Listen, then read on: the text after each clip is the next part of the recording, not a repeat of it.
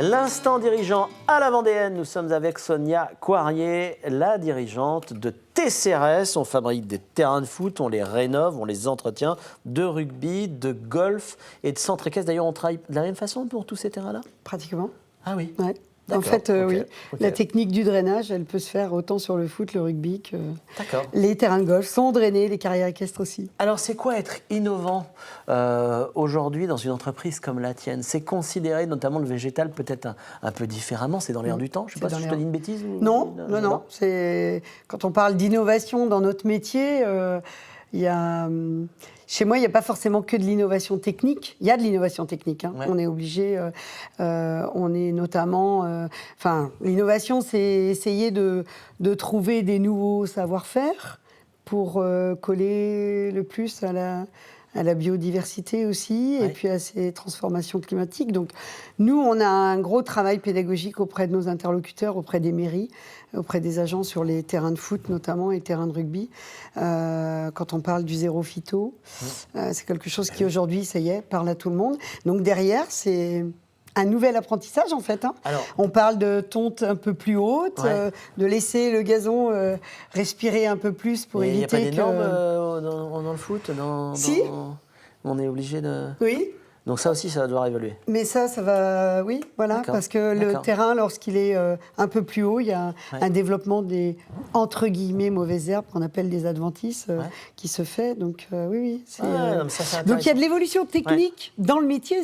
On parle de robots de traçage. Moi, aujourd'hui, on a connu des gens pousser une petite machine pour faire des lignes blanches. Aujourd'hui, il y a des robots, GPS, le terrain, il est tracé. Et notamment, alors moi, c'est une question stupide, mais un terrain de foot, c'est pas comme ça, c'est comme ça. Donc là, il y a de la technologie aussi, il y a de l'innovation permanente pour effectivement, quand on construit un terrain, rester plat de là jusqu'à 40 mètres de là. Et récupérer les eaux. Oui, tout à fait. Et tout ça, ça s'est intégré dans l'entreprise, cette innovation permanente en fait. C'est assez simple, il n'y a pas une veille qui se met en place? On est obligé de regarder ce qui se fait, tout le temps. Et puis, ce qui sort au niveau des normes, parce que ce sont des normes, ça aussi, le zéro phyto, il n'est pas arrivé comme ça. Hein, mais comment on fait pour être avant-gardiste en permanence? Quand on est le petit poussé, d'ailleurs, parce qu'en préparant cette émission, tu m'as dit que tu étais le petit poussé en France sur les terrains. En fait, le fait d'être dans un groupement et de participer avec d'autres entreprises, quand on est une très petite entreprise comme la mienne, c'est un peu notre service R&D. Ouais, d'accord.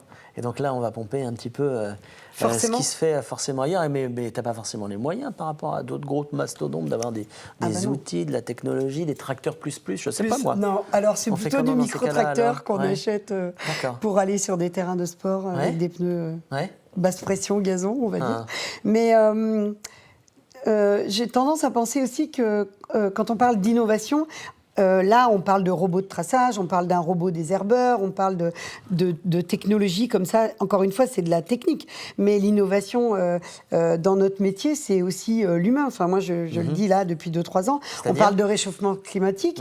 Quand il se met à faire 38 ou 40 degrés et que vous avez des gars qui sont en train de travailler sur un terrain de foot, par définition, il n'y a pas d'arbre au milieu du terrain. Vous vous dites, OK, on fait quoi?